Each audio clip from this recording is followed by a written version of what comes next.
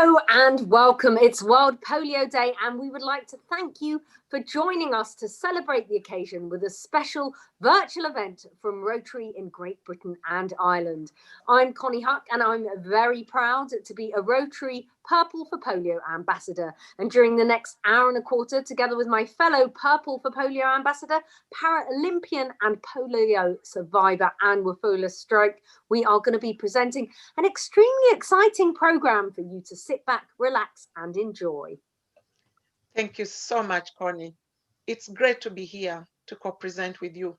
We are in historic times in Rotary's campaign to rid the world of polio. I contracted polio growing up in Kenya at the age of 2, and I was so moved when Africa was declared World Polio Free in August. What an amazing achievement. Rotary played a leading role in this, joining with Nelson Mandela when he decided to kick polio out of Africa back in 1996. And we shall be looking at the milestones in the campaign to eradicate polio, since Rotarians dared to dream of ridding the world of this dreadful disease way back in 1985, when there were 1,000 cases a day in 125 countries. Since then, cases of polio have been cut by 99.9%. This year, to date, there have been just 132 wild polio virus cases in only 2 countries, Pakistan and Afghanistan. So there is a lot to celebrate, but also much work still to be done. Rotary spearheaded the start of the world's biggest ever public-private health initiative, the Global Polio Eradication Initiative, in 1988, together with the World Health Organization, UNICEF, the US Centers for Disease Control and Prevention, and more recently, the Bill and Melinda Gates Foundation, who are actually matching every pound that Rotary raises to end polio with another 2. They've also now been joined by Rotary, the Vaccine Alliance, and many governments of the world. So Rotary has high-profile supporters in their campaign for a polio-free world. Let's hear from some of them. First of all, let's hear from Bill Gates. We're extending the Bill and Melinda Gates Foundation's 2-to-1 funding match with Rotary to help raise $150 million a year to protect children from polio. Together, we can make history. Together, we will end polio.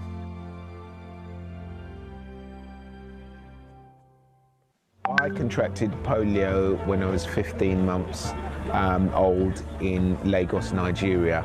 Polio is a horrible, terrible disease, and what it does is it causes paralysis. It's hard to put into words what Rotary have done for this campaign. It's absolutely astounding. I don't think enough people know just how much money Rotary has put in, billions, since they began the Rotary campaign 30 years ago, and just how much work the Rotary members have put into raise awareness and to help vaccinate children all over the world. I think they're owed a massive thank you for what they've done, and I'll be there as an ambassador with Rotary all the way until the end. I do actually remember when the news came through that India was polio free, and it felt like such an amazing milestone just because I'd been there and I'd done some work out there with Rotary. Imagine if that extended to the whole world being polio free. That would just be such an amazing achievement. Wherever I go in doing my work, the Rotarians have been there before me. It is a very humbling thing to discover just exactly what putting service before yourself adds up to when you see it in practice on the field. When polio is finally eradicated, and you know it will be soon, you stand surely in the first chapter of that book. I admire the Rotary Club's interventions so much. They're well thought out and enacted. And so I thought nowhere better than right on the field to send you my very best and really offer thanks and gratitude to what you're all doing. From Bono in Accra, thanks again.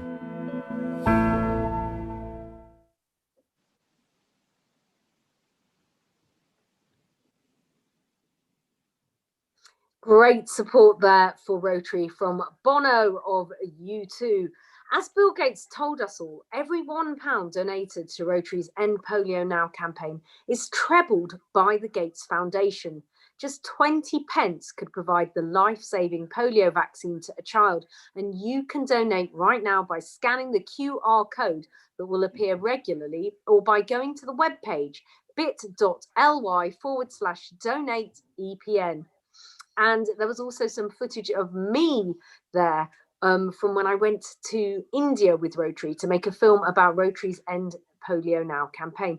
And I have to say, that was just such an incredible experience that made me realise just how key Rotary's role has been and continues to be in ending polio globally. And as I said, if we can end polio in India, a country with a population of more than 1.3 billion, how amazing it will be when we can achieve this globally, and we can do it.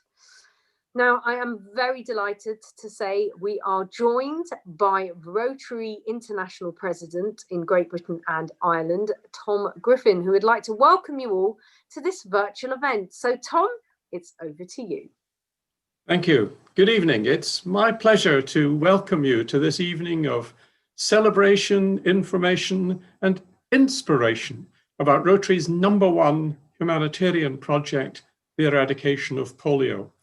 Of course, Rotarians have been working locally and internationally for over 100 years to help those in need and to bring peace, clean water, healthcare, and education to all. And it was in the Philippines back in 1979 that Rotary's dream of a polio-free world began. I care about wiping out polio because I remember school friends who'd suffered from the disease, and I want to do my bit in stopping children everywhere from suffering a similar fate. Because I care, I shall continue to devote money, time, and energy to supporting Rotary's efforts. What will you do? Enjoy the evening. Thank you. Thank you so much, Tom. I mentioned earlier that I contracted polio growing up in Kenya. And when I saw the film Breathe, this had a special resonance. The film, released in 2017, is the true story of Robin Cavendish, who contracted polio in Kenya in 1958. He was only 28 years old. And it was produced by his son, British film producer Jonathan Cavendish, who will be speaking to us in a moment. But first of all, let's see a clip from this lovely movie.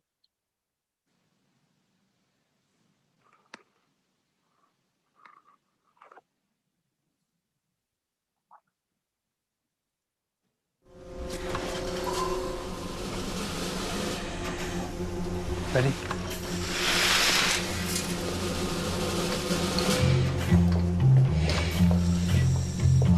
So long, chaps. Best So long, of luck, Robin. So long, Paddy. I'll be back for my fiver.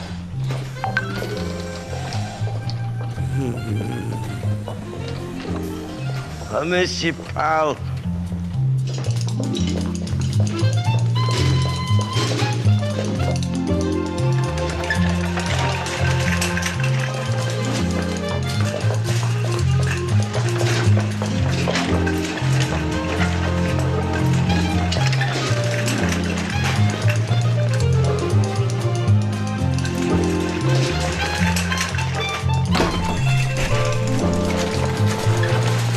Where do you think you're going?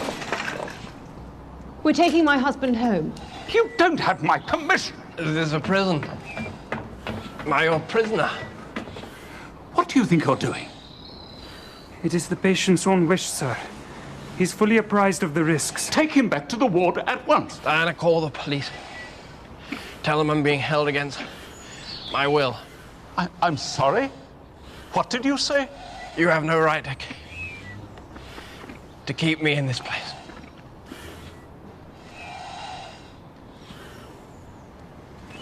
Of course. Be my guest. Let's go. Do as you please. You'll be dead in 2 weeks. Whoa, a very powerful clip there from the film Breathe. And we are absolutely delighted that Jonathan and his mother Diana are joining us live. Jonathan, hi there. So tell us, why did you decide to make the film Breathe? The successful films you had been involved in prior to this one included Bridget Jones's Diary and Elizabeth, The Golden Age. So it's quite a change of tack. Yes, well, you know, if you're a film producer, you're always trying to find a story. And I realized that I'd lived a story, an amazing story, with my parents, being brought up with them and watching how they rebuilt a life after the extraordinary destructive blow of my father being completely paralyzed and living his life on a breathing machine. So it was great fun to do. Diana, we saw in the clip that Robin was given just 2 weeks to live, but he actually went on to live for 36 more years, and he achieved so much. That's absolutely right. They didn't know, because he was on a tracheotomy, positive pressure. They didn't know the long-term effects, you see. And he didn't want to be in an iron lung because he realized that would be, he wouldn't be very mobile. So anyway, it was amazing, wasn't it? Amazing. It's really, really mind-blowing. It's such a powerful story. But Jonathan, you also decided to put a lot of humor into it, didn't you? Yeah, because all my memories of my childhood are humorous, even in the disastrous moments. And there's a moment in the film where my father's machine sort of blows up when we're driving through Spain when I'm about 8 years old, and we have to hand pump his lungs for 36 hours before somebody comes up to mend the machine. And even that was very funny. But, you know, it's people's bravery that comes out and their resolve in those situations. And that's what I wanted to show. If anybody hasn't watched this film, I highly recommend it. Diana, for many who've watched the film, there was an impactful scene in Germany with white walls stacked high with the people in iron lungs. Can you tell us about that? Well, we went to Munich because in Germany particularly, they weren't keen on their disabled people going out into the community. So they were all lined up in hospital beds. So we went with our friend and doctor, Jeffrey Spencer, who was the world expert on polio, respiratory polio. And then Robin spoke to this meeting of mostly doctors and told them that it was perfectly possible to be able to live a fairly normal life at home. And I think that what he said really encouraged them. And everybody wanted to speak to Jeffrey Spencer about respiratory polio. So it was a very interesting experience. I can imagine. Now, you have a very important message for us about vaccinations, Diana, don't you? Yes, well, when we were living in Kenya, and I think the vaccinations had just started. Well, obviously, we were not vaccinated. I mean, in the carelessness of youth, I believe, as far as I remember, that we had an appointment to go and be vaccinated, and, you know, we didn't go. And so, you know, there was the result that Robin got very, very bad polio. And so everybody who possibly can must get vaccinated. Mm. Oh, finally, Jonathan, how would you sum up in one sentence your father's legacy to the world? Well, I think his legacy really was that he made it clear with my mother from the very early 1960s that it was possible for very severely disabled people, with the help of the community and their friends and their family, to go out and live a not necessarily normal life, but a full life, and a life that impacted everyone around them. And I think that's the message that the film shows. Thank you so much, Jonathan and Diana Cavendish, for being with us. As we heard, when Robin Cavendish contracted polio, the impact of the disease was devastating across the world, and many sufferers spent their lives in iron lungs, enabling them to breathe. Let's now look back at the time and how Rotary had a dream of a polio-free world. First, we'll hear from polio survivor and actor Donald Sutherland in an extract from a documentary about the start of Rotary's campaign to eradicate polio. But we will also hear from Rotarians who shares a very personal memory of this life-threatening disease.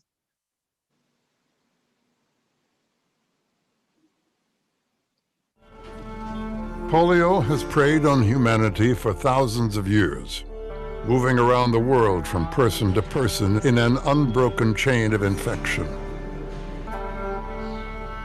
In the early 1950s, there was a particularly intense outbreak in the United States that crippled nearly 60,000 people. It was really frightening because there was no vaccine and you never knew who was going to get polio. Everybody knew somebody who had the disease. And in the parks, precautions are taken to prevent gatherings of youngsters. Parents wouldn't let their children go swimming. Movie theaters were closed. People were kept inside. In 1954, at the height of the epidemic, Dr. Jonas Salk tested an injectable vaccine, which offered a first ray of hope. Approximately 5 years later, Dr. Albert Sabin developed an oral vaccine that was less expensive and easier to use. Humanity finally seemed to be gaining the upper hand. By 1979, 61 countries had used the two vaccines to eradicate polio. We come to this hour grateful for the achievements of the past. The drive for global eradication came from a most unlikely source. Rotary International. Smallpox had been eradicated just 1 year before, so we decided to take on polio. It seemed like an impossible dream. When we first approached the World Health Organization about working with us to eradicate polio, they felt that we were amateurs, we didn't know what we were talking about, that we really didn't have anything to bring to the table. So Rotary went it alone, supplying volunteers and vaccines for mass immunization programs around the world. In 1979, we did a huge vaccination program in the Philippines, 6 million children, and we found it worked.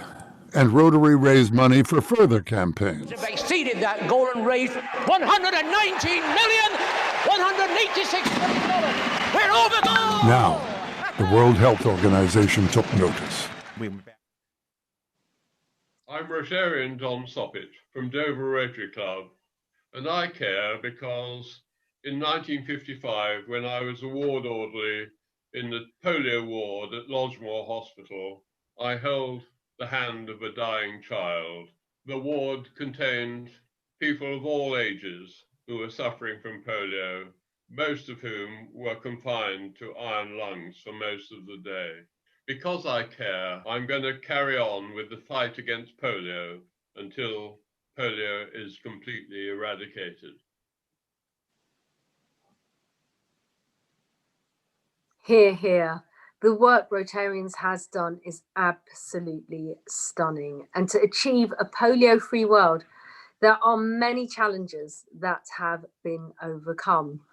In a moment, we'll hear from past Rotary International President Ravi Ravindran, who is chairman of the Rotary Foundation, Rotary's own charity, about the importance of peace in the fight against polio and how this was achieved in Sri Lanka. We'll also hear from the two remaining polio endemic countries, Pakistan and Afghanistan, where conflict and political instability over the past 2 decades or so has made it extremely difficult to reach every child with vaccinations.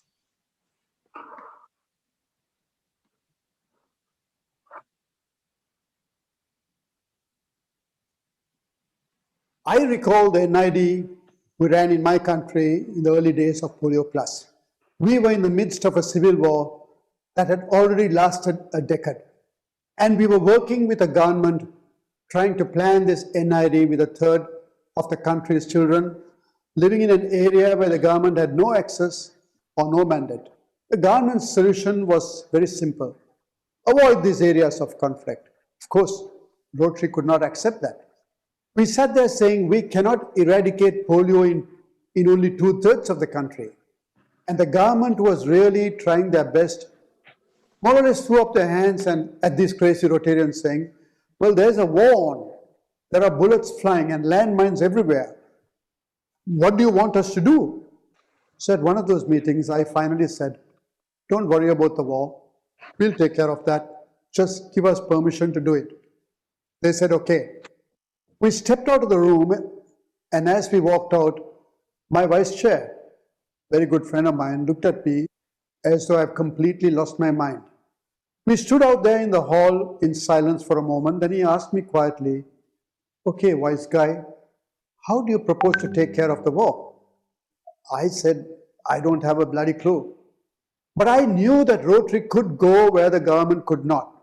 And we did, even though it meant establishing contact with the most feared, most elusive terrorist leader in the world, Prabhakaran, and doing it in a way that no one would associate us or Rotary with the rebels. I thought it can be done. Even these many years later, I can't talk too much about how we did it. But through UNICEF and a few other parts, we did make that contact. A few weeks later, I looked up from my desk to see my secretary standing there in the doorway of my office. Not coming in, just standing there, holding an envelope in her hands, and hands were shaking so hard that even from my desk, I could see the envelope fluttering. She handed it over to me as though it was a bomb that was about to explode. And I opened it. It wasn't a bomb. It was a letter signed by Mr. Prabhakaran, the rebel leader, with his own insignia of a snarling tiger on the top. It said, Dear Mr. Ravindran, our war is not with children. We will lay down our arms for 2 days if you will persuade your government to do the same. We had our ceasefire. The war was indeed stopped for 2 days as we immunized every child in Sri Lanka against polio. We called them days of tranquility. And a few years later, Sri Lanka became the first country in South Asia to become polio-free. Through Rotary, war becomes peace. Sickness becomes health. The impossible, my friends, becomes possible. Hi, my name is Dr. Irfan Elahi and I'm working for Polio Eradication WHO program for the last 18 years. And currently I am leading a polio team in Afghanistan. I have seen many ups and downs throughout these years. I would say that now most of the world has seen polio being eradicated, but Pakistan and Afghanistan are still the two countries where polio is endemic. Afghanistan this year has reported 53 wild polio virus cases. Out of these 53 cases, 70% of the cases are from the areas where we have access issues. Currently, 2.6 million children under 5 years are not reachable for supplemental immunization activities. The program in Afghanistan is taking different steps in trying to reach all these target children with house-to-house campaign, site-to-site campaign, and health facility approach. In addition, the program is also considering multi-antigen campaigns. There is also a plan of integrated services to be implemented in these areas where we have access issues. Multiple efforts are going on at the local level, at the provincial level, at the national and international level, mainly through UN and intra-Afghan dialogue, in order to reach to these children and to solve this problem once and for all. I would say that this is an uphill task, but the team in Afghanistan is very much confident that we will reach the last mile. Thank you very much. Hello, everyone. My name is Dr. Zubair Wadood. I'm working polio eradication department at WHO headquarters in Geneva. I have been with polio eradication program for more than 15 years. I care because I want this world to be a place without polio. You can see in this picture that very cute little children like Asma, whom I met back in 2005, when I was a polio field officer in district Peshawar of Pakistan, can be saved from lifelong paralysis and can be as healthy as my own children, which you can again see in the picture, who have access to healthcare, including vaccines and including polio vaccine. So I do care, and I will continue my efforts till we reach every last child with polio vaccine.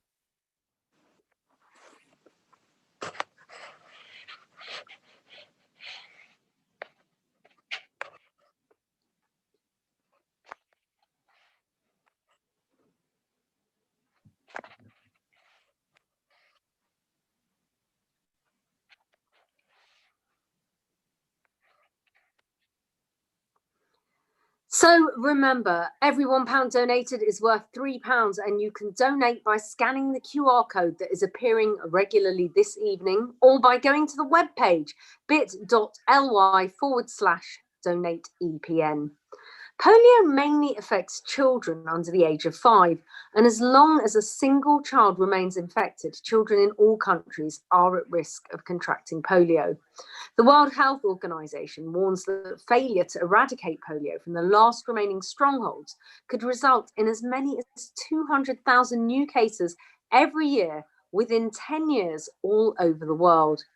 So this is an important message that impacts children today. Rotary Young Citizen Award winners 2020, the Queen Elizabeth Sixth Form Interact Club from Darlington, now tell us why they are raising awareness and funds for Rotary's campaign to eradicate polio.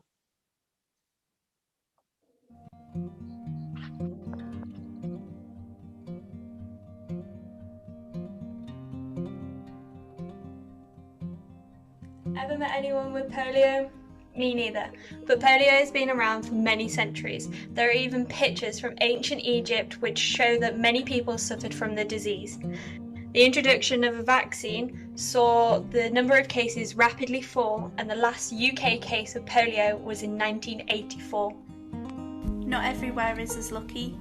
At the same time as the UK became polio-free, it commonly occurred in more than 125 countries on 5 different continents, with more than 1,000 children becoming paralysed every day.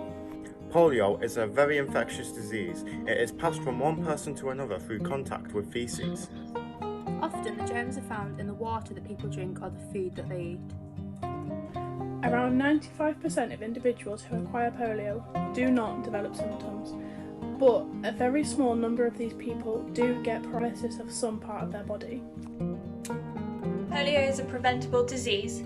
The best way to protect children is to make sure that they get the polio vaccination. The vaccine creates antibodies against the virus. The antibodies will fight the virus if it ever enters the body. There is no cure, but the polio vaccine protects children for life. As a group, we wanted to support the Purple for Polio campaign. We made greeting cards, sold them at craft fairs, and raised money to pay for vaccinations in Africa. We've raised enough money to vaccinate 200 children. That might not sound like a lot, but that means that 200 children's lives are being protected by us. Africa has now been declared free of wild polio.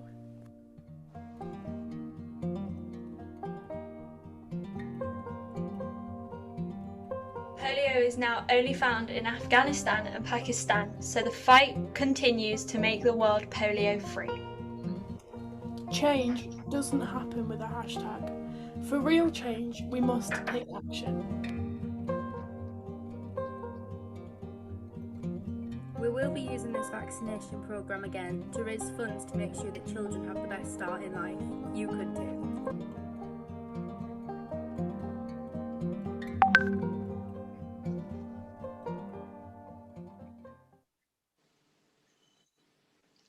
As mentioned earlier, Africa was declared free of wild poliovirus 2 months ago.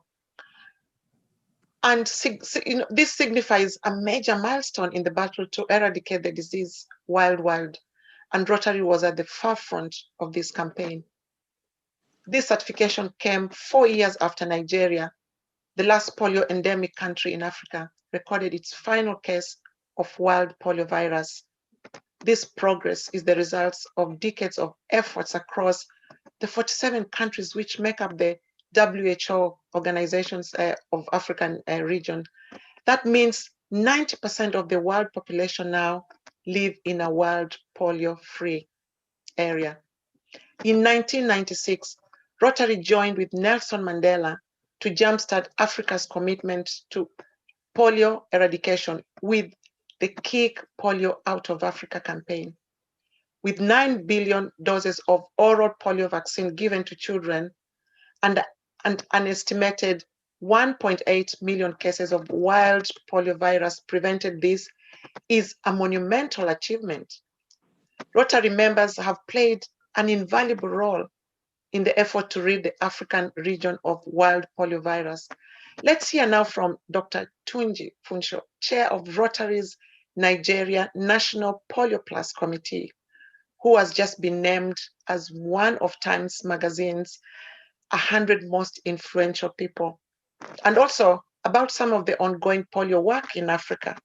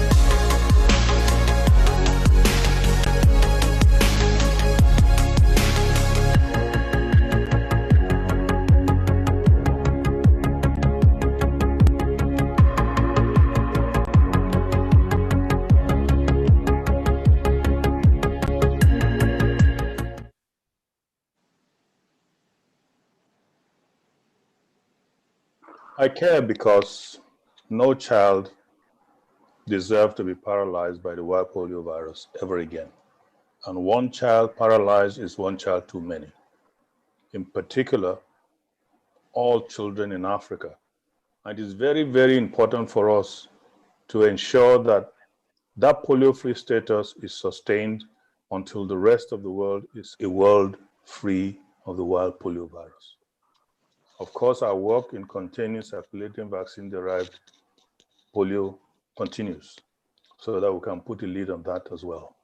Our job is not done until every corner of the world is certified polio-free. So let's keep our promise to the children of the world, a world without wild polio virus. Thank you.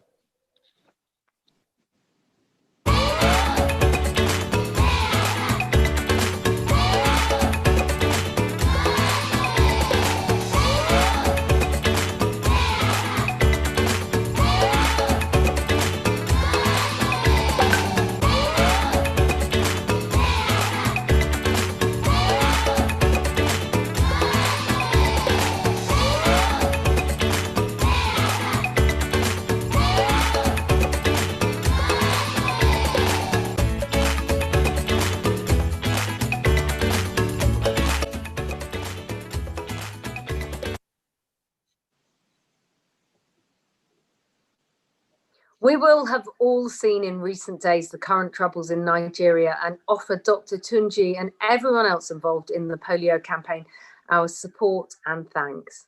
As well as the good news about Africa being certified wild polio free in August, we have come so far in ridding the world of polio. But to make sure that we achieve a polio free world, we still have to continue polio immunisations, not just across Africa, but in up to 70 countries across the world to make sure that the virus does not return. Around 2 billion doses of polio vaccine have to be administered annually by Rotary and our partners, in addition to routine immunisations in the rest of the world. Immunising so many children involves so much more than just the vaccine itself, as Mike McGovern, who chairs Rotary International's Polio Plus Committee, explains. Hello to everyone. It's wonderful to be with you in the British Isles and surrounding areas today as we celebrate World Polio Day and the progress that's been made in the eradication of polio. In 1988, polio was virtually around the world in all of these countries and areas that are marked in red on this map. Today, as you see in 2020, there's just a little bit of red left on the map, and that's in Afghanistan and Pakistan. Indeed, the only two countries where we're seeing polio cases in the last 4 years. You know, Rotary and our partners have accomplished this with your donations as well as with others, but specifically in Rotary. People say, well, how was the money spent? You know, 19% of it last year was spent on procuring vaccines, and then there's getting those vaccines to children. You know, that includes hiring, giving stipends to polio workers around the world. It includes the cold chain. It includes, you know, so much to make sure that those safe vaccines are out there. We also seek to raise awareness, and we also have surveillance detecting the disease as well. So how are we going to eradicate polio? How are we going to get this done? In addition to those things just last year, we also continue to immunize up to 400 million children each year. That's the secret of getting this done. We're funding all of those hundreds of thousands of polio workers in up to 70 countries, and the disease surveillance could not be more important. It really takes thousands and thousands of people to eradicate polio. But it starts with all of you Rotarians, not only with your own donations, from those you give from within your Rotary clubs, but also the wonderful support that we all receive from our communities as we try to eradicate polio. So we're almost there. We're getting closer. Only 2 countries left. Thank you all, community members. Thank you for Rotarians for all you're doing to eradicate polio. Thank you. So, as Mike McGovern has explained, we have come a long, long way towards Rotary's goal of a polio-free world. All this takes commitment by thousands and thousands of people doing so many different things in many parts of the world. That means we must continue to raise money to ensure funds are available for the world to cross the finish line. As a Paralympian, I know how difficult that last stretch of a race can be. Every pound you donate to the Rotary End Polio Now campaign can truly make a difference. Scan the QR code that appears regularly or go to the webpage bit.ly/donate-EPN. Rotary has already raised more than $2 billion to eradicate polio and is committed to raising at least $50 million every single year to receive the matching 2-to-1 pledge of $100 million from the Gates Foundation. Let's all remember, this is about wiping a virus off the face of the earth. It's about our legacy for future generations. Rotarians and young people alike do many activities raising money for and awareness of the End Polio Now campaign. As you'll see in this video, many of these activities are linked by the colour purple, representing the purple dye put on the little finger of a child who has received the life-saving polio vaccine.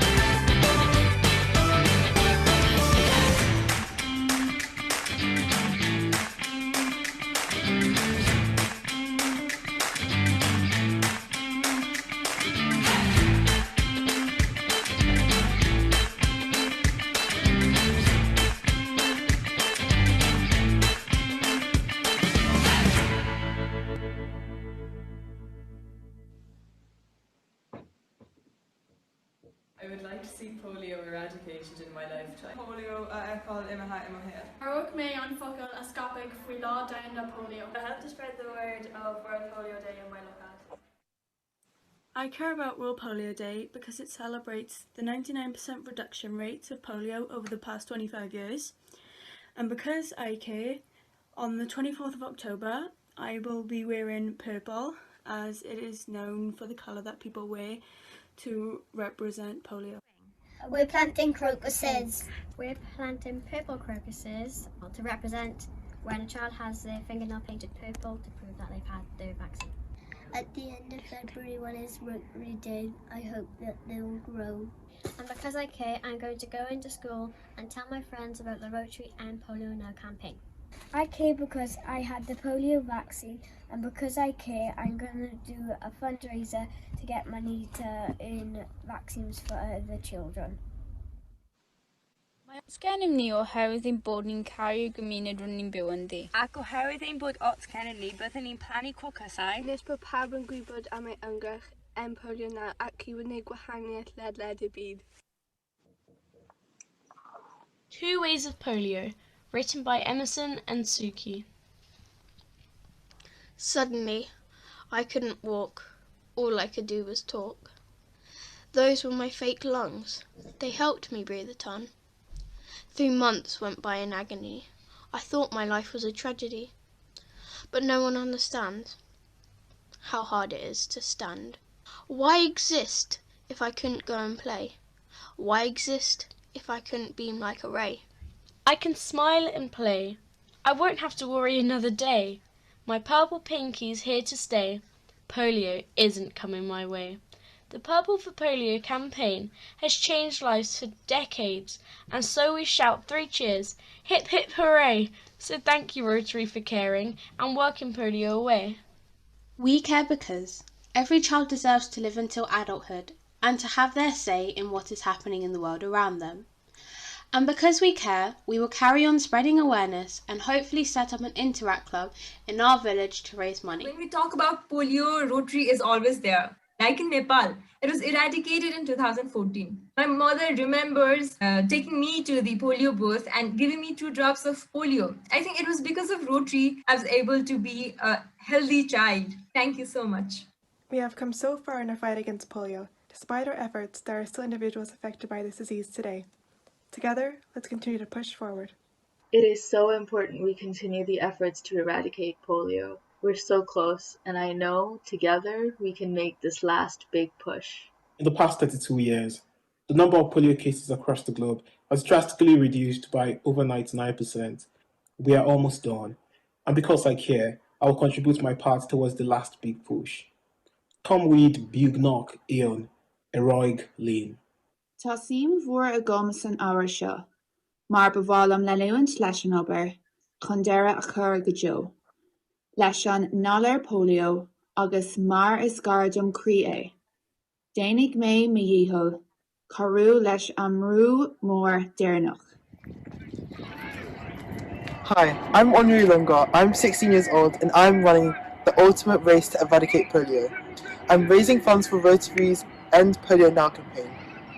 I have been running on Hampstead Heath in northwest London every day after school until World Polio Day on the 24th of October. But I'm doing this because I care about Rotary achieving its goal for polio-free world.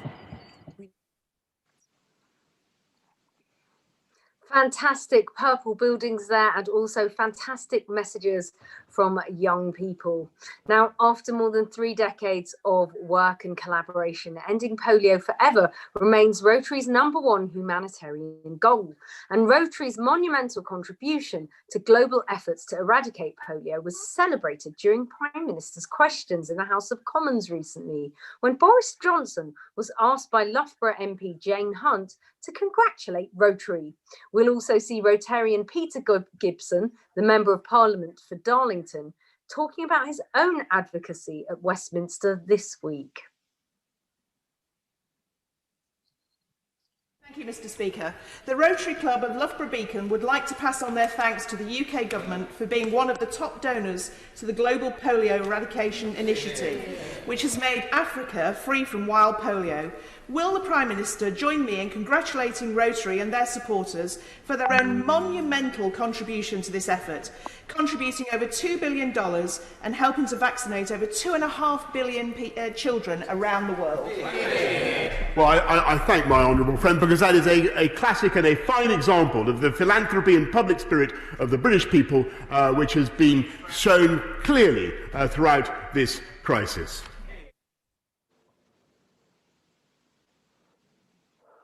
Hello, my name is Peter Gibson. I'm the Member of Parliament for Darlington, and I have been a proud member of Rotary for almost 15 years. This week in Parliament, I've been proudly wearing my purple crocus on my lapel, and that has given me the opportunity to engage in lots of conversations with other MPs who have asked what the purple crocus is for, what's it about, what does it signify. I've also had the opportunity to meet with the Prime Minister. I've presented him with a purple crocus for his lapel, and he's posed for various photographs with that, and they've been circulated on social media.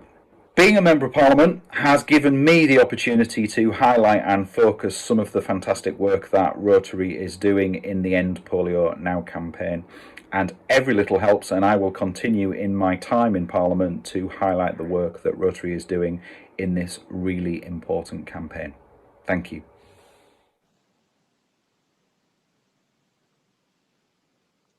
Oh, well, thank you so much to Peter Gibson and the other politicians.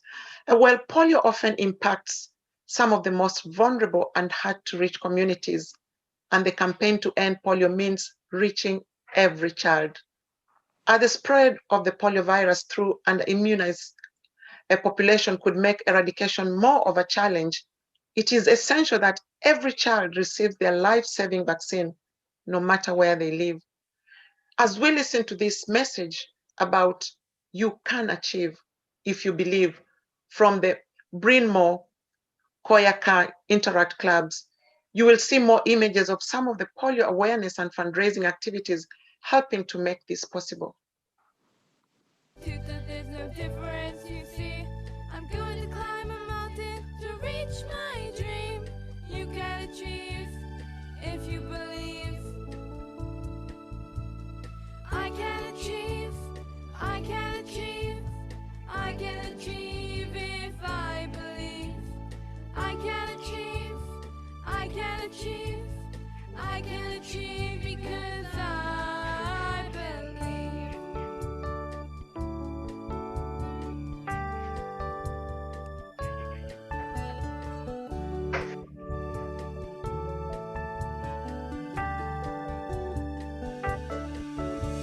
Some people live in castles. Some people live in tents. Some people pay mortgages. Some people pay rent.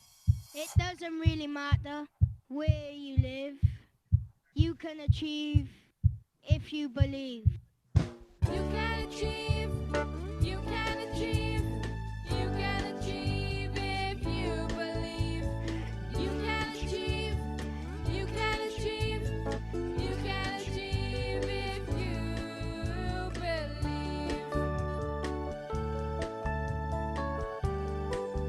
If you believe.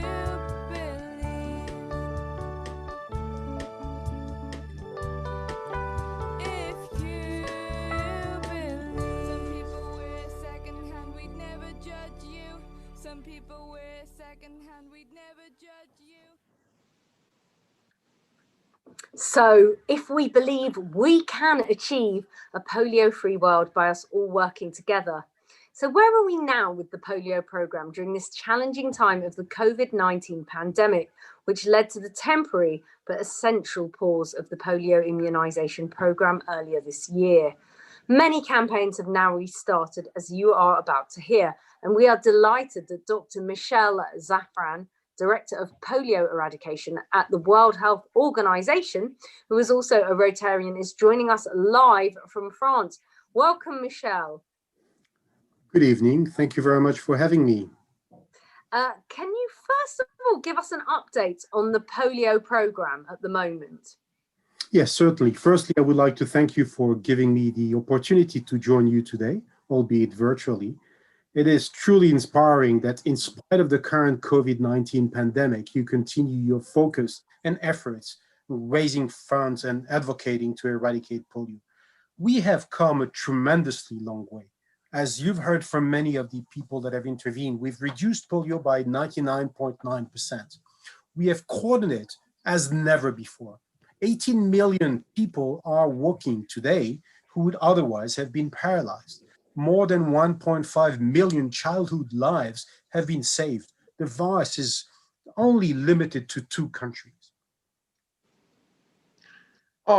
Tell us, how has the polio campaign been affected by COVID-19? Yes, 2020 has certainly been a challenging year because of COVID. It has impacted us all, every aspect of society, and the Polio Plus effort is no exception. If we did not know it before, everyone certainly knows now how quickly infectious diseases can spread around the globe. It meant that there was a necessary pause in immunization. Unfortunately, as a result of COVID, more children in countries such as Pakistan and Afghanistan are therefore left vulnerable to diseases such as polio. This increases the risk to the children in those areas, but it also increases the risk that polio could resurge again globally. That is why it is such good news that polio immunization campaigns have already resumed in many countries, with more happening very soon. Absolutely. So how has the fight against polio helped in the fight against the coronavirus pandemic? Well, Rotary's polio program has always been known as Polio Plus. And the plus stands for the fact that, yes, we are eradicating polio, but in fact, we are doing much more than that. And this year has again demonstrated this, perhaps as never before. Polio Plus staff and infrastructure are, as we speak, still actively engaged in supporting the COVID-19 response activities in countries such as Pakistan and Afghanistan. They are helping with disease surveillance, facilitating laboratory diagnostics, conducting contact tracing, and educating communities on physical distancing and hygiene best practices. And all of this whilst continuing their work for a polio-free world. Wow. Yeah. Michel, what is circulating vaccine-derived polio that I've heard about, and what is happening to deal with it? Yes, it's an important question that Rotarians must know about it. While polio is now restricted to Pakistan and Afghanistan, this is I would say, the original wild virus that we're trying to eradicate. It is the lowest number of wild polio endemic countries that we've ever had. We are closer than ever to eradicating this particular strain. We must focus our efforts both on this and also on stopping ongoing outbreaks of what you just referred to, vaccine-derived poliovirus strains. These are rare strains that can emerge in populations which are under-immunized and have to be dealt with quickly and effectively. To be even more effective in fighting these strains, we will shortly, hopefully in the next few days, be introducing a new generation vaccine, the development of which started 10 years ago. This is called the novel oral polio vaccine, which will help us stop such outbreaks faster and in much more sustained manner. Fantastic. So how significant is and has been the role that Rotary have played in the campaign to eradicate polio? Well, we would not be here if it would not be for Rotary. It was Rotary's dream for a polio-free world that resulted in the Global Polio Eradication Initiative being formed in 1988. Rotary has been central to that campaign from the very beginning, and even before that. We cannot finish the job without the amazing efforts, advocacy, fundraising that Rotarians all over the world give to us all. Investing in Polio Plus helps eradicate polio and helps support other pressing global public health emergencies as well. It is a tremendous achievement, and on behalf of the Global Polio Eradication Initiative, I would like to say to you, thank you. Thank you for having brought the world to the threshold of free. But let me say also this, 99.9% is just not good enough. We all now know how dangerous infectious diseases are to us all as a global community. So we need to finish the job. Absolutely, absolutely. And lastly, Michel, you are stepping down as the Director of Polio Eradication at the WHO. What are your plans after that? Probably more time for Rotary, perhaps? Or... Absolutely. More time for Rotary. I'm retiring from the World Health Organization. My successor is, identified already, will be soon on board. I will spend more time. I'm already the named president for my club for 2 years from now. And I will certainly continue to fundraise for polio and make sure that our club becomes one of the best club in France contributing to Polio Plus funding. I will, of course, get involved in other Rotary actions as a Rotarian. Absolutely. Wow. Thank you so much, Michel, for joining us tonight. Now, let's hear from Rotarian Colin Powell, past president of the Rotary Club of Radlett, who is a polio survivor and a fellow Purple for Polio ambassador, who has recorded this important message for us tonight.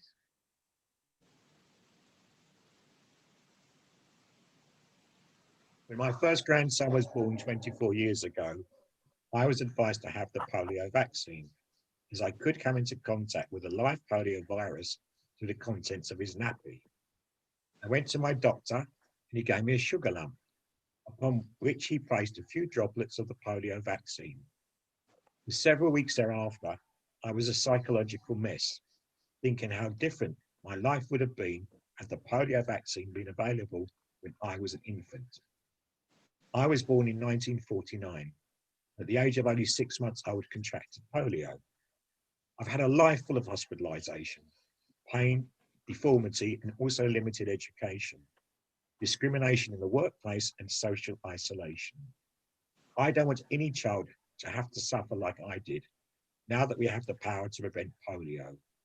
I'm pleading, however the vaccination is now given, to please Rotarians and all people out there with compassion to continue supporting the campaign to ensure that no child born today has to live a life like I've had to, by now making sure that in their childhood, in their infancy, they get the polio vaccine.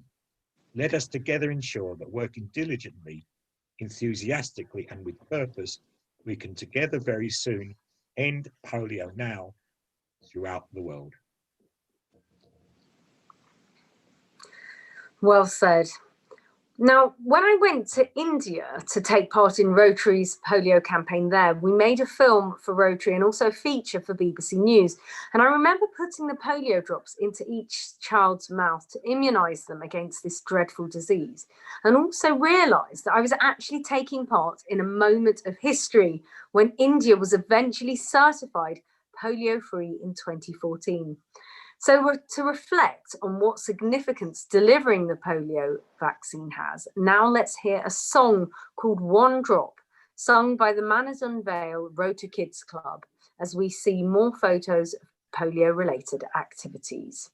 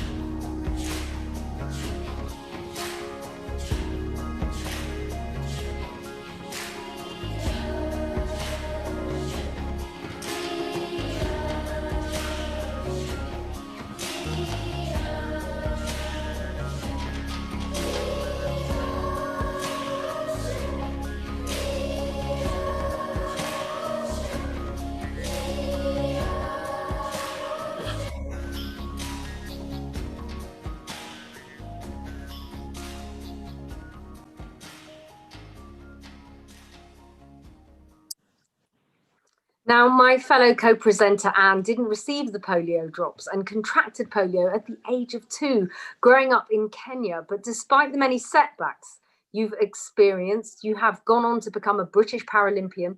And it's more recently, though, that you've suffered from post-polio syndrome. So could you tell us a bit about what that is and how it affects you, Anne? Thank you, Konnie. Post-polio syndrome is a very, very strange condition. First of all, when people started to complain about this syndrome, nobody believed that they were actually suffering. So it really took time before anybody could sort of want to research and put more work to understand what the condition was all about. It is estimated that a very high percentage, more than 70% of the polio survivors will go on to suffer or experience post-polio syndrome. So in my case, when I started to experience this, it was sort of like I was sort of like experiencing a new form of disability that was debilitating and really affecting my everyday activities. So how common is this condition? It is very common in polio survivors. For example, in Great Britain alone, it is estimated that more than 120,000 polio survivors actually are experiencing post-polio syndrome. And let us not forget that polio was eradicated in this country many years ago. So it is an old disease in the West, but people are still suffering the effects of that disease. And is the disease now recognized by doctors? Because they haven't traditionally always recognized it, have they? It was a challenge when many people started to visit their doctors, to explain or to complain of what was happening, in their bodies. Doctors found it difficult because many of the doctors are not in the generation that would have experienced, the polio disease. So many of them only got the opportunity to study polio on paper and write polio on paper. So to really see a polio survivor was a challenge for them. And thank God that the WHO has now recognized a post-polio syndrome as a genuine condition. And in this country, doctors are now starting to spend a little bit more time to research and understand what it is. But we need to encourage the doctors to do more. Wow, so that's only been relatively recently, has it? Very, very recent, very, very recent. And I think this is because of the campaigning, the Rotarians pushing to eradicate polio, and people sort of realizing that when we eradicate polio, what is happening to the survivors? Yeah. So do you feel there needs to be more education for the medical profession on this condition? Konnie, you are so right. That's a very good question. I think we are hoping and we are trusting that the scientists and even the government are going to invest more money in researching and coming up with therapies and medical treatment that will help people such as myself, because we don't know how to deal with this condition. It's something that is new. There's no cure. So we just want the doctors to put in more time and help us. More research and education required. Thank you so much for sharing that with us, Anne. Now, early each year, you can actually see a symbol of the polio campaign right across Great Britain and Ireland. I gave you a clue there. It's the beautiful blooming purple crocus. Take a look for yourself right now.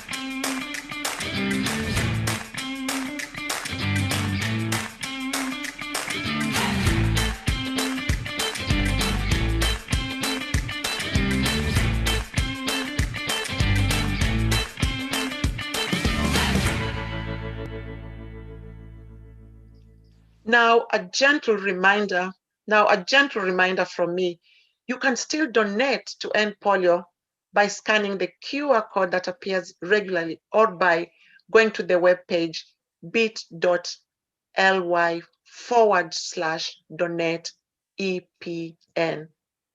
Everyone can make history by getting involved in Rotary's campaign to end polio with raising awareness as well as the very much needed funds. Please, please get to it.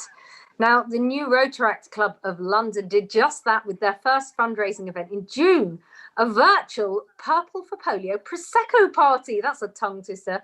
And we are delighted that founder member Grace O'Malley, who was a Rotary Young Citizen Award winner in 2013, has just started a master's degree at the Royal College of Music, no less.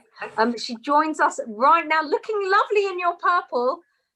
I have to say, very on brand, a nice one, Grace. So tell us a little bit about this event. Why did your Rotaract Club decide Rotary's campaign to end polio was the focus for their very first event? Well, it was going to be our first event, and it was during national lockdown. We wanted to bring music and entertainment to people's homes, and we thought, what better campaign to do it than the End Polio Now campaign? After being really inspired by the amazing work that Rotary has done by, taking down the cases by 99.9%, and we wanted to contribute our help as well, and myself and all the rest of my club just want to be able to see there be no more cases of polio in our lifetime. So we want to do all we can to help. Definitely. I think we all share that sentiment. So tell us, how much did the event raise? So we raised over £1,100, which we were just so pleased about for our first event. That is absolutely fantastic. Brilliant. And that, of course, will be matched, right, by the 2-to-1 pledge by the Gates Foundation. Yes, so it's very exciting because we would have then raised £3,300. So yay! So it's going to be a night that we'll never forget. We're really just so pleased. Oh, Grace, that is fantastic. And I love music. You are going to sing as a song this evening. Tell us about that. Yeah, so I'm going to sing You'll Never Walk Alone, which is a song that I've always sort of sung for Rotary, really, because with something as amazing as Rotary, you never really walk alone. So I want to dedicate this song to Rotary and the End Polio Now campaign.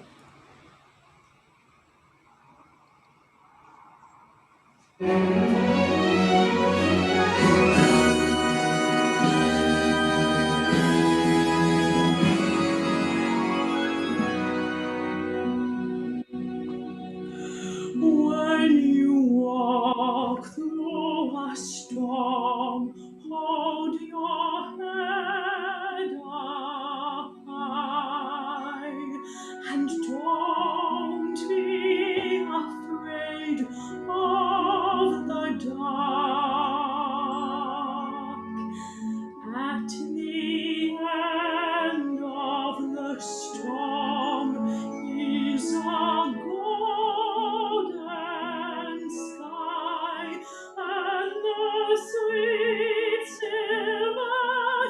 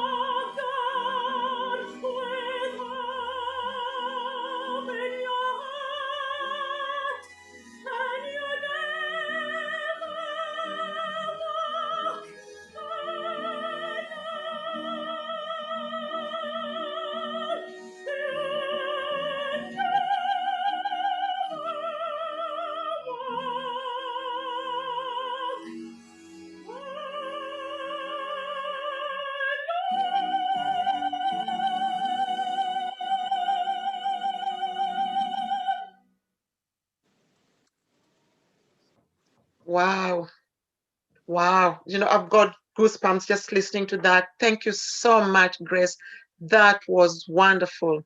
And like all things, it's almost time for us to say goodbye. We hope that you've had a lovely time and you've enjoyed this special event to celebrate World Polio Day and this tribute to the leading role that Rotary has played in the campaign for a polio-free world. Present, past, and future. Rotarians made a promise to every child of the world that they would end polio now and forever. They started the campaign and will be there until the end. They certainly will. Anne and I would like to thank everyone who has taken part in this special event, including our guests who joined us live this evening. That's Tom Griffin, Jonathan and Diana Cavendish, Michel Zaffran, and the fantastic Grace O'Malley with that superb voice. And all of those who have sent us their recorded messages. You have been an absolutely fantastic audience, and we would like to thank all the Rotarians, Rotaractors, Interactors, Rota Kids, and everyone else who has joined us from across Britain and Ireland and all over the world. And Konnie, we cannot forget those working hard behind the scenes to make this event possible. The production team of Rotarians from across Rotary in Britain and Ireland. Thank you so much. Absolutely. So let's leave you now with some photos showing Rotary's campaign to end polio now and forever. And don't forget, every £1 you donate is worth £3 with the 2-for-1 match from the Bill Gates Foundation, from the Gates Foundation. So please, please get donating and you can help make history happen.